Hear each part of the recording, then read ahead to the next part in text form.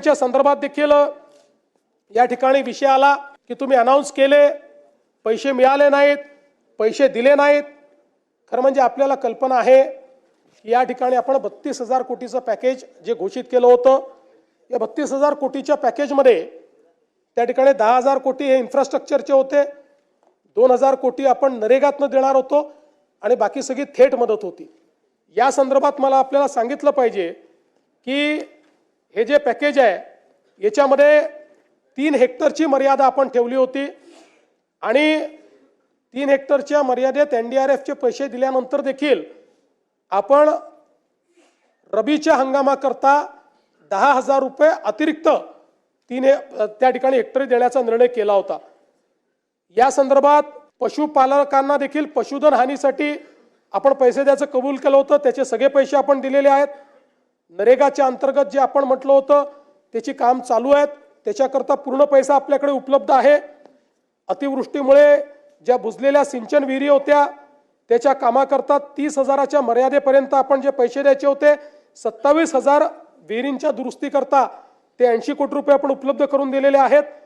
सार्वजनिक उपयुक्त सुविधा, विद्युत काम, रस्ते, इमारती, लघु व मध्यम तलाव आणि दुरुस्ती पुनर्बांधणी या कामांना आपण पैसा उपलब्ध करून दिलेला आहे आणि त्यातल्या काही कामांना आपण हे सांगितलंय की तुम्ही कामाची सुरुवात करा, आम्ही पुढच्या बजेटमध्ये किंवा त्याच्यामध्ये त्याच्याकरता निधी उपलब्ध करून देऊ। त्यामुळे तेही काम आपण झालंय आणि सगळ्यात महत्त्वाचं की जे आपण शेती पिकाच्या नुकसानाकरता, शेतजमिनीच्या नुकसानाकरता जे पैसे दिले होते आणि बी बियाणाकरता जे पैसे दिले होते त्या संदर्भात 2 GR आपण काढले होते। एक पहिला GR आपण काढला होता 10,516 कोटीचा, दुसरा आपण त्या ठिकाणी GR काढला होता 9,611 कोटीचा। यापैकी आता थेट जी मदत आहे ती जवळपास 15,007 कोटी रुपये हे शेतकऱ्यांच्या प्रत्यक्ष खात्यामध्ये गेलेले आहेत आणि आकड्यामध्ये सांगायचं झालं तर पिकाचे पैसे 92 लाख शेतकऱ्यांच्या खात्यामध्ये गेलेले आहेत आणि इथे सांगण्यात आलं की 10,000 रुपयाची घोषणा केली पण ते गेले नाहीत, ते 10,000 रुपये 91 लाख शेतकऱ्यांच्या खात्यामध्ये गेलेले आहेत।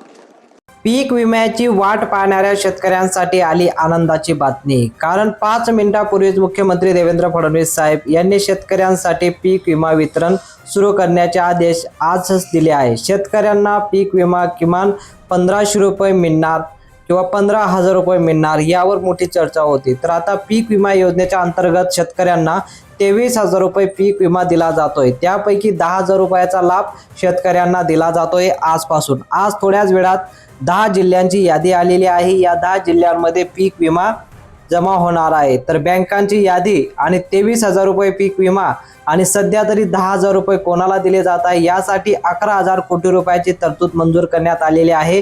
म्हणजे हिवाळी अधिवेशन म्हणून शेतकऱ्यांना ज्यांची अतिवृष्टी झालेली आहे त्यांना आणि ज्यांच्याकडे बघा 2022-2024 पर्यंत पीक विमा ज्यांनी लावला असेल त्यांना पीक विम्याचे पैसे दिले जाणार आहे। 17 लाख शेतकरी आनंदी होणार, कारण बघा 70 लाख शेतकरी आनंद होणार, लाखो रुपये त्याच्या मदतीनुसार दिले जाणार आहे आणि शेतकऱ्यांना खुश करण्यासाठी सरकारने हा अतिशय क्रांतिकारी निर्णय घेतलेला आहे।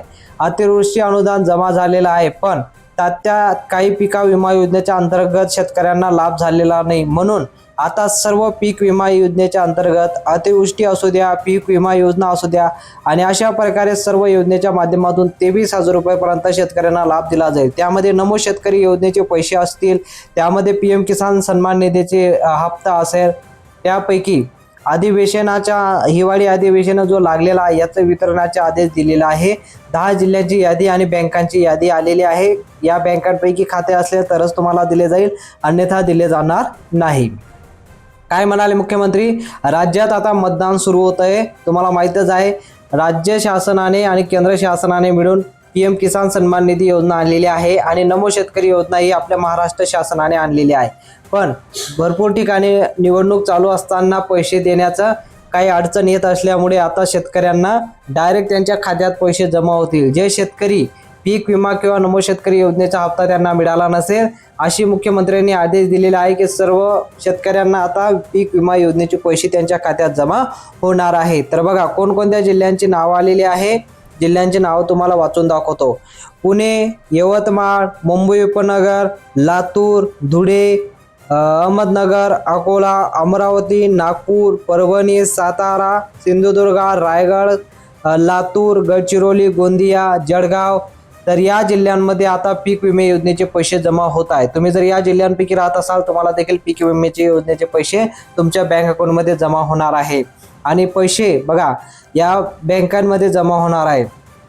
State bank of India, Maharashtra bank, central bank of India, ICICI bank, Canada bank, त्यानंतर येतो कोटक महिंद्रा बँक. खाजगी बँकांमध्ये सुद्धा पैसे जमा होतील. फक्त या बँकांची नावं आहे, या बँकांमध्ये आता पैसे जमा होणार आहे. तर लवकरात लवकर शेतकऱ्यांच्या खात्यात हे पैसे जमा होतील आणि शेतकऱ्यांच्या चेहऱ्यावर आनंद आपल्याला दिसून येईल. तुम्हाला पैसे जमा झाले की नाही तुम्ही कमेंटमध्ये सांगू शकता. जमा झाले असेल तर कमेंटमध्ये हो म्हणा, नाही जमा झाले असेल तर नाही सुद्धा म्हणू शकता.